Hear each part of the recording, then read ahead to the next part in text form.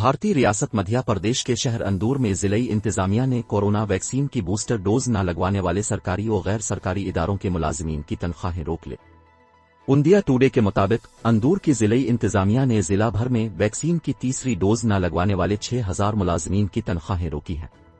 जिले कलेक्टर का कहना है कि जिन मुलाजिमीन का अभी बूस्टर डोज के लिए नाम नहीं आया उन्हें तनख्वाहें जारी हो जाएंगी।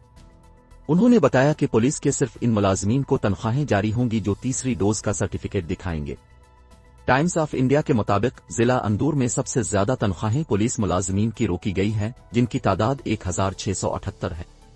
इसके अलावा अंदूर म्यूनिसिपल कॉरपोरेशन के 1468 तिब्बी अमले के 742 अरकान और दीगर महकमों के 1289 मुलाजिमीन को जनवरी के महीने की तनख्वाहें जारी नहीं की गईं।